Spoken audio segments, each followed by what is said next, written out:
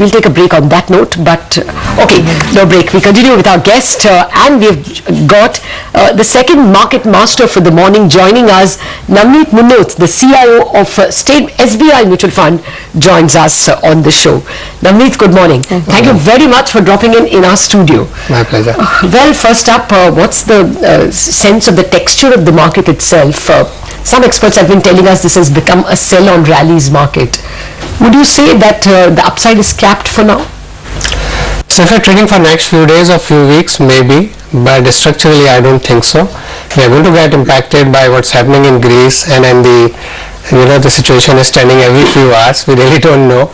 Of course, the events in China, but otherwise I think, and then the corporate results are unlikely to be great this quarter. But overall, I think if you look beyond a quarter, I still think that market has upside. It may be in a consolidation zone for a couple of months, but I think beyond that, there could be a good upside for a long-term investor. For say in 2015 itself, you expect the markets could give you much better returns than 8,500? I think so.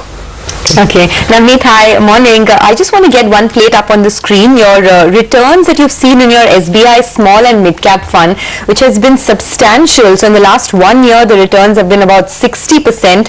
In 3 years, the returns have been about 45%. And if you had invested 5 years back, you would have got a return of almost 25% on the SBI small and mid cap fund.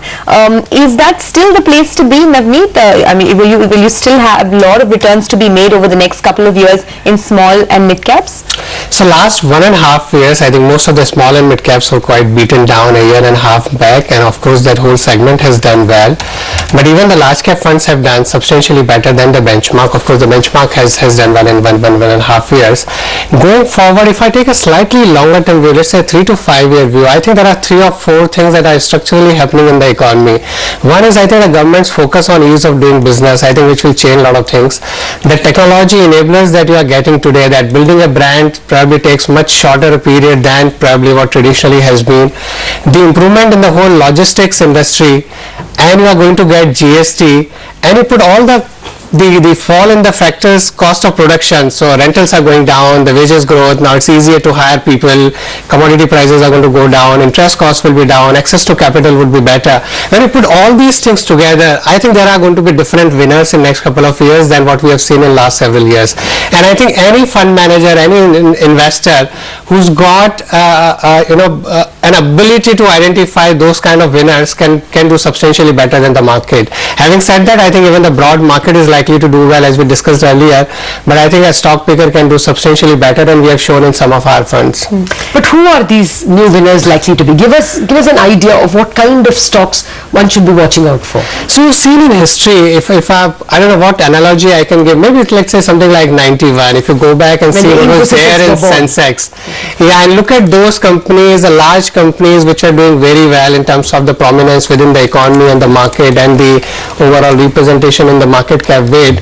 And in the next 10 years, because there was significant disruption in the economy, when you opened up, you globalized, and then lots of new entrepreneurs came to the market. I think something similar is happening now in the economy. As I mentioned about the ease of doing business, so obviously lots of businesses which could not get scale may get scale now. Technology is changing a lot of things. So let's say we have seen in several consumer and retail businesses, we have seen that in some of the other businesses. Few years back, who could have thought that a beverage company from Baroda, which nobody would have heard of till few quarters back, would come to the market with a 1,500 crore market cap.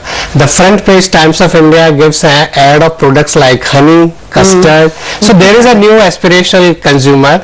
I think when you move from $1,500 to $3,000 per capita, the discretionary spend, and there are going to be several new winners. So I think it's a big challenge for the existing incumbents to really combat against these new players who can really threaten lots of businesses. The disruption which is happening in several businesses. So you're talking about a higher consumption economy, if I get you right. No, not necessarily. I think the change within that consumption, because when you move from 1500 to 3000, you see a J curve in some of the niche categories.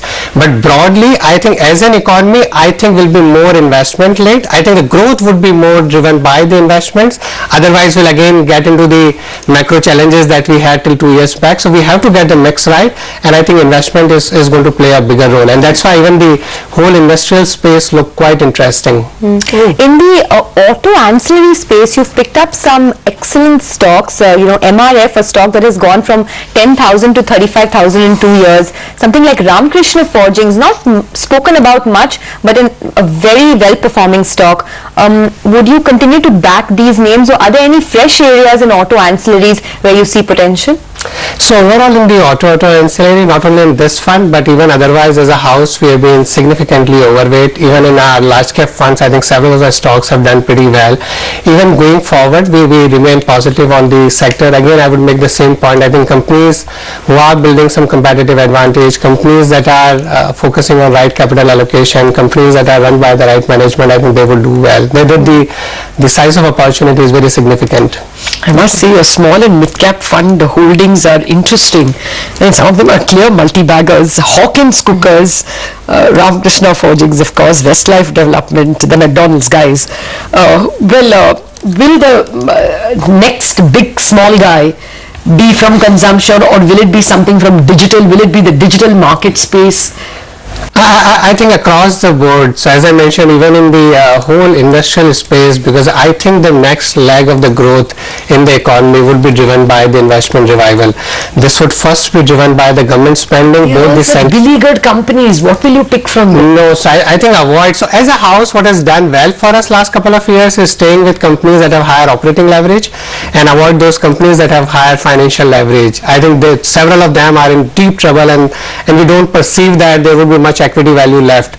So I think we didn't try to do that bottom fishing in that area, and then stayed with good companies that have the operating leverage. Are there any power companies with low financial leverage? Are there any road builders with low financial leverage? So in India, you have a choice of several stocks. You don't have to really buy those ones only. And I think even in the overall, as I mentioned, industrials, I think in the capital goods, in the engineering, in construction, even cement could be another play. I think across all these, you can identify companies that don't have much leverage in the book, and I think they would be a bigger beneficiary of the revival in the industrial cycle compared to those who are heavily indebted. Of course, maybe from a price point there would be some stocks that will do well, but that's a tough game to play. When will cement turn? We've been waiting every quarter. Experts tell us cement is going to turn, or it will lead the growth. Yeah, it's a more longer term call. Of course, in the last couple of months it has surprised negatively, but we have seen, I think, the government spending that people were expecting last quarter hasn't happened. I think it will start with the housing for all, with the smart cities, with the overall revival in the investments. I think that there is a road the contracts are being given. I think it's just a matter of time when we'll see a revival. Most of these companies don't have leverage, and that's a positive point. They are running at 50-60% capacity, so you have a substantial operating leverage, and that's what we are playing there. Okay, a couple of the stocks in your portfolio, one is Hawkins Cookers, as Lata was pointing out. That one has actually fallen almost 30% this year. So some of these expensive stocks are actually getting sold into now. How would you react to that? Do you still back them because they're good quality managements, great stories, or now do you start to become a bit concerned about valuations? In the last couple of years, what has really paid off is basically staying with the quality. And when I say quality, I think those who have a more fortified balance sheet, I think where the capital allocation decisions have been right, visibility of cash flows, and not having excessive leverage. Growth is scarce globally. Growth is quite scarce. Profitable growth is very scarce, and that's why any company where you see growth and a profitable growth and without any kind of dilution, I think is likely to command a premium. That premium, of course, has gone to probably another extreme, and some of these cases, without talking of specific stocks, in some of these cases we would look beyond a quarter or two, and we have taken a structural call in our mid and small caps. I think we look beyond 3 years, beyond 5 years, and look for a sustainable growth. But by and large, I think as growth becomes more dispersed, maybe another couple of quarters where you have a situation that several sectors, several stocks are participating in the economic recovery, the growth premium is likely to shrink, and that's why you need need to expand the investment universe, but probably we are not there yet. Maybe somewhere we are in the middle of the cycle where you need to probably balance your portfolio with maybe paying a little bit of premium for that growth and quality, and maybe looking for those companies where the whole cyclical recovery will lift all the boats which are probably not looking in a great shape today. Another stock that you have picked out which is doing exceptionally well in your portfolio is Relaxo Footwear. That one, I think this year, if we can pull up a 1-year chart, it's gone up almost about 80%, so almost double this year itself. Are you noticing any pickup in the consumption trends as a whole? So as I mentioned that there would be I also expect that there are going to be large number of new companies that will come to the market in next several years. And as the overall consumption economy becomes bigger, you have a new aspirational consumer, you have probably the overall urban consumption particularly. I have a strong view that CPI is going to get crushed in next several years, driven by several factors. You have a government and a reserve bank which is determined and showing not only the intent but through the actions that they are going to keep inflation under check. And when you have the rising income with CPI not going up, I think we are giving more power to the consumers in terms of the consumption power. And if the overall commodity prices remain low, so let's say the savings that you have from the oil and all, I think will get towards the saving and bit towards the higher consumption, and there are going to be lots of interesting plays there. But definitely they are not the existing ones. When you see in the market, wherever you have that visibility, they are not cheap. That's true. There will be several people who will still, out of safety or low risk appetite, go into the ETFs. What can a Sensex return or the Nifty return in 12 months, in 24 months? I think in the next 3 or 5 years we will see a mean reversion in the corporate earnings in India. If the historically 20 years growth has been 14-15%, last 5 years is 8%, we are going to get back to probably 15% in next 3 to 5 years. Looking at where the valuations are today, I think market can expect the earnings to get reflected in the overall stock price appreciation. So I would suggest maybe 14 or 15% growth for next couple of years, but it won't be linear. I don't know whether they will get front loaded in next 1 year or whether they will get a little back ended in the 3rd or 4th year. But this 15% post taxes is still okay. No, but it's very nice. I think what people are not looking at is that the relative opportunity which is there. So I think after what we have seen in the real estate market, in the gold, and I have a strong belief, I think rates are going to go down on a relative basis, tax adjusted. I think equity returns are going to be extremely attractive for next several years. But this 15% growth, it pales in comparison to the 60% that your small and mid-cap fund has returned. So for the next 1 year, what is your prognosis on how much small and mid-caps can give you return? That depends on your stock picks, of course. And as I mentioned that 1.5 years back, we used to think that, so in our house, we run two distinct philosophy, a relative return philosophy and an absolute return. Absolute in a long only context where we look for 3 to 5 years absolute returns that we can make in a stock regardless of how the market moves. And there we look at competitive advantage, the return on equity and the growth potential. And 1.5 years back we used to think that looking at several of these companies, they were looking so cheap that maybe the stocks can easily double in 2 and 3 years. Of course they have done better than our expectations. Today of course you have to probably elongate that period. So maybe they will double in 4 years. So I think maybe 15, 17%, 18% can still be expected. Okay. Did you buy Nestle at its distress hour? Can't discuss individual stocks, but I remain confident that I think the companies that have built a great franchise, the companies that are run by the right management, I think India is still probably a long way to go in terms of the overall growth potential. Okay. How do you shut out the noise from the global scene? Will that affect, can there be huge problems for India in 2015 or FY16? So there may be problems, but I think they will probably offer a great opportunity to India. So Greece is like less than 1% of our population, very small.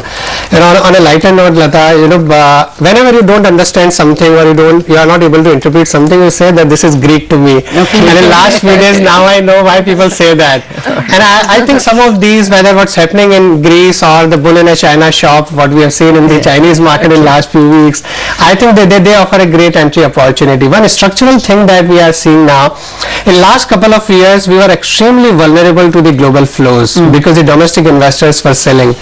I think it's changing. It's changing in a very big way. And I think structurally for next 3 to 5 years, I think the participation of domestic investors will keep increasing.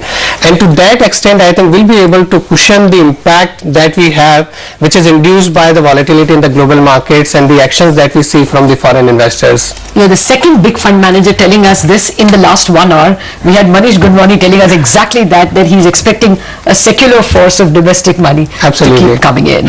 All right, Navneet, it was a pleasure speaking with you. Thank you very much for joining us. So while the near term looks a little bleak because the Sensex and the Nifty are just up, or okay, now in flat terrain actually, not even 0.1% higher, but the mid caps are holding up about 0.5%, and that's giving advanced declines, 2 stocks in the green for 1 in the red. Trading ideas coming up for you on Traders Only. Thanks for watching Bazaar.